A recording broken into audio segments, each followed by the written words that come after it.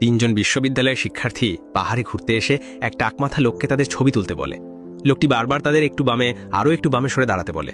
তারা ভেবেছিল লোকটি খুব যত্ন নিয়ে ছবি তাদের তুলছে, কিন্তু ঠিক তখনই হঠাৎ একটি ধাতব শব্দে সবাই চমকে ওঠে। মেয়েটি ভেবেছিল ক্যামেরার শাটারের শব্দ, কিন্তু টাকমাথা লোকটি আতঙ্কিত হয়ে জানায় সে এখনো ছবি তুলেইনি। মোটা ছেলেটি নিচে তাকিয়ে দেখে তার পা একটি ল্যান্ডমাইনের ওপর পড়ে আছে।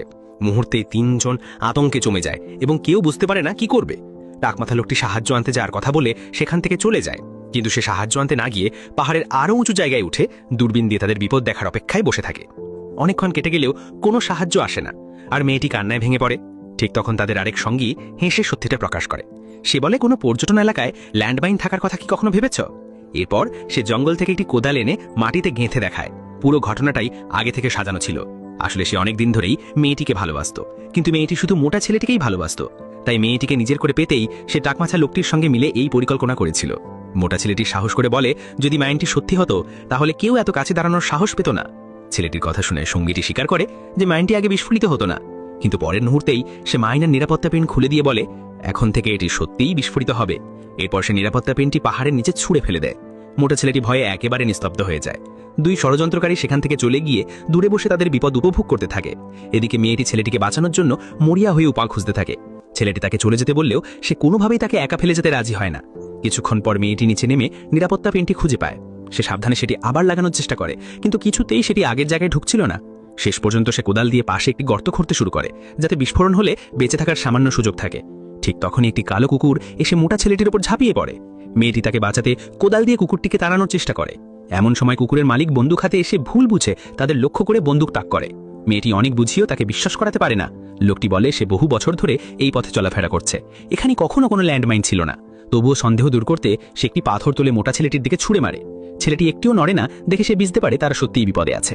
এরপর সে ক্ষমা চেয়ে তাদের সাহায্য করার ভান করে। মেয়েটি তাকে গর্ত খুঁড়তে সাহায্য অনুরোধ করে, কিন্তু লোকটি সাহায্য না করে উল্টো তাদের কাছ থেকে জিনিসপত্র দাবি করতে শুরু করে। অসহায় হয়ে তারা ব্যাগের সব মূল্যবান জিনিস তার হাতে তুলে দেয়। ব্যাগ তল্লাশি করতে গিয়ে লোকটি মেয়েটির ব্যক্তিগত কাপড় খুঁজে পায়, কিন্তু এতেও তার বিকৃত মানসিকতা তৃপ্তি হয় না। সে আরও জঘন্য দাবি জানিয়ে মেয়েটির দিকে এগিয়ে আসে এবং অশ্লীল আচরণ করতে শুরু করে। প্রিয় মানুষটিকে বাঁচাতে মোটা ছেলেটি নিজের কাছে থাকা সব টাকা এবং একটি ক্রেডিট কার্ড শিকারীর হাতে তুলে দেয়, কিন্তু শিকারীর টাকার প্রতি কোনো আগ্রহ ছিল না। সে শুধু মেয়েটিকে অপমান করতেই চেয়েছিল। মোটা ছেলেটি অসহায় চোখে নিজের প্রেমিকাকে অপমানিত হতে দেখলেও তখন তার কিছুই করার ছিল না। মেয়েটি ভয়ে একটুও নড়তে সাহস পাচ্ছিল না। সে কেবল বোকার মতো দাঁড়িয়ে ময়লা কুড়াচ্ছিল, আর এতে শিকারী আরও রেগে যায়। মেয়েটি খুব বিরক্ত হলেও উপায় না দেখে মুখ বন্ধ করে সব সহ্য করে নেয়। এই বিকৃত মানসিকতার লোকটির হাত থেকে দ্রুত রেহাই পেতে সে বাধ্য হয়ে তার শর্তে রাজি হয়। এরপর মেয়েটি তার পরনের ছেঁড়া কাপড় খুলতে তাঁবুর দিকে যেতে চাইলে শিকারী তাকে থামিয়ে বাইরেই খুলতে বলে। তীব্র অপমান সহ্য করে মেয়েটি সবার সামনেই নিজের ছেঁড়া কাপড়টি খুলে ফেলে। দাঁতে দাঁত চেপে সে কাপড়টি লোকটির হাতে তুলে দিয়ে দ্রুত চলে যেতে বলে। ঠিক তখনই শিকারীর হাতের ওয়্যারলেস ওয়াকিটকিটি বেজে ওঠে। অন্য পাশে মানুষের যোগাযোগ দেখে মেয়েটির মনে আশার আলো জাগে।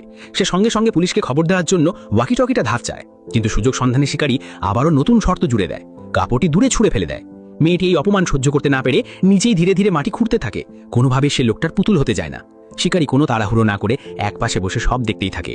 কঠিন মাটিতে কাজ করতে করতে মেয়েটি একসময় ক্লান্ত হয়ে পড়ে, আর জীবন বাঁচাতে শেষমেশ লোকটির সঙ্গে আপোষ করার সিদ্ধান্ত নেয়।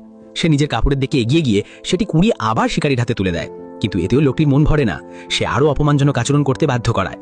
মেয়েটির মুখমণ্ডলে কান্না আর কষ্ট ফুটে ওঠে, কিন্তু পরিস্থিতির চাপে সে বাধ্য হয়। কিন্তু শিকারীর লোভ এখানেই থামে না। সে নতুন আর একটি কুৎসিত প্রস্তাব দেয়।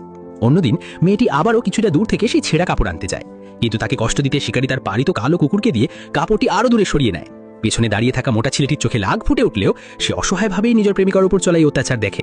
ভাগ্যবশত এবার লোকটি আর অতিরিক্ত ঝামেলা না করে মেয়েটিকে ওয়াকিটকি দিয়ে দেয়।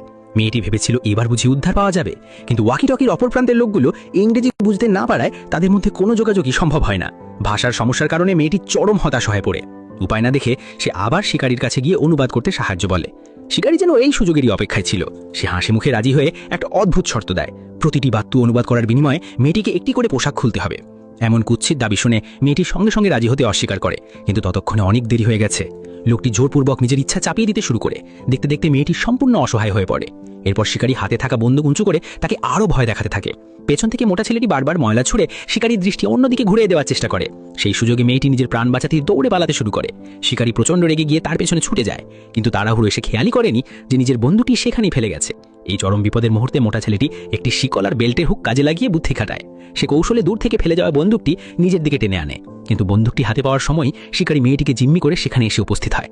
ছেলেটির হাতে বন্দুক থাকা সত্ত্বেও শিকারী একটুও ভয় না পেয়ে বরং আরও অহংকার নিয়ে তাকে হুমকি দিতে থাকে। লোকটি খুব ভালো করে জানত যে ছেলেটি গুলি চালানোর মতো সাহস নেই। ঘটনাও তাই প্রমাণ করে। নিজের প্রেমিকার ক্ষতির আশঙ্কায় ছেলেটি ট্রিগার চাপতে পারে না। শিকারীর সাহস আরও বেড়ে যায় এবং সে মেয়েটিকে টেনে একটি বড় পাথরের পেছনে নিয়ে যায়। ছেলেটির চোখের সামনেই মেয়েটির ওপর ভয়াবহ নির্যাতন চলতে থাকে। পুরো পাহাড়ি উপত্যকায় মেয়েটির করুণ আর্তনাদ কেঁপে ওঠে, আর ছেলেটি অসহায়ভাবে তা দেখা ছাড়া আর কিছুই করতে পারে না। কিছুক্ষণ পর শিকারী ক্লান্ত হয়ে মাটিতে ধুলে পড়ে, আর মেয়েটি সেই সুযোগে সেখান থেকে পালানোর চেষ্টা করে। ছেলেটি গুলি করার একটি সুযোগ পেয়ে বন্দুক তাক করে, কিন্তু ঠিক তখনই পাশ থেকে তাদের পোষা কালো কুকুরটি ঝাঁপিয়ে পড়ে। ধাক্কা খেয়ে ছেলেটি জ্ঞান হারিয়ে মাটিতে পড়ে যায়। অর্ধসচেতন অবস্থায় সে দেখতে পায় শিকারী হাতে একটি মাইন নিয়ে গর্তের ওপর দাঁড়িয়ে আছে। লোকটি তাকে নিয়ে ঠাট্টা করে বলে একটি নকল মাইন দেখে সে এতদিন গর্তে আটকে ছিল। এই কথা বলেই লোকটা তাদের সব প্রয়োজনীয় ব্যাগ নিয়ে হাসতে হাসতে চলে যায়। ছেলেটি গ্যাং ফিরে পাশে তাকাতেই দেখতে পায় তার প্রেমিকা রক্তাক্ত অবস্থায় মাটিতে পড়ে আছে। আসলে ছেলেটির ছোড়া গুলিটি শিকারীর গায়ে লাগেনি, লেগেছিল তার নিজের ভালোবাসার মানুষের গায়ে। শোকে ভেঙে পড়ে সে আকাশের দিকে তাকিয়ে সাহায্যের জন্য চিৎকার করতে থাকে, কিন্তু ততক্ষণে মেয়েটি শেষ নিঃশ্বাস ত্যাগ করে। 6 মাস পর সে এক নতুন রূপে ফিরে আসে এবং ভিড়ের সুযোগ নিয়ে শিকারীর বাড়িতে ঢুকে পড়ে। আর তাকে দেখে শিকারী এতটাই হতবাক হয় যে সে ভাবতেও পারেনি লোকটা এভাবে তার ঘরে চলে আসবে। তবে নিজের স্ত্রী ও মেয়ের সামনে সে নিজেকে স্বাভাবিক রাখার চেষ্টা করে, কিন্তু লোকটা স্পষ্ট জানিয়ে দেয় যে সে রাতের খাবার খেয়ে তবেই এখান থেকে যাবে। আর পরিবার কাছে থাকায় বাধ্য হয়ে শিকারী তাতে রাজি হয়। সে ভেবেছিল লোকটা হয়তো খারাপ কিছু করবে, কিন্তু খাবারের পর্ব শেষ হতেই সে চলে যেতে উদ্ধত হয়। যাওয়ার আগে শিকারী তাকে সাবধান করে দেয় যেন সে তার পরিবারের ওপর নজর না দেয়, নয়তো তার পরিণতিও ওই মেয়েটির মতোই হবে। লোকটা এই কথার কোনো উত্তর না দিয়ে চুপচাপ পেছনে ফিরে হেঁটে চলে যায়।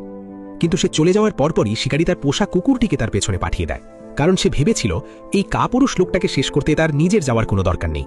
কিন্তু একটু পরেই সে যখন কুকুরটিকে দেখতে পায়, ততক্ষণে সেটা একটা বরফ শীতল লাশে পরিণত হয়েছে। বিষয়টি বুঝতে পেরে সে তড়িঘড়ি করে গুদাম ঘরে গিয়ে বন্দুকটি হাতে নেয়, কিন্তু দেখে তার একটি গুলিও সেখানে নেই। শিকারী এবার বুঝতে পারে যে লোকটা প্রতিশোধ নিতেই এসেছে, তাই সে ভয় পেয়ে অজুহাত দেয় যে সেদিন সে অতিরিক্ত মদ খেয়ে ফেলেছিল বলেই এই ধরনের জঘন্য অপরাধ করে ফেলেছিল। এসব শুনে লোকটা না ঘাবড়ে শান্তভাবে 1 বোতল মদ নিয়ে গপ গপ করে খেয়ে নেয় এবং এরপর শিকারীর স্ত্রীকেও তা খেতে বাধ্য করে। তারপর বলে যে এখন সে নিজেও মাতাল হয়ে গেছে, তাই এরপর যদি সে খারাপ কিছু করে ফেলে তবে যেন তারা সেটা ক্ষমা সুন্দর দৃষ্টিতে দেখে। ঠিক পর মুহূর্তেই সে একটি ছোট প্যান্ট বের করে আনিয়ে যা দেখে শিকারী নিমেষেই সব বুঝে যায়।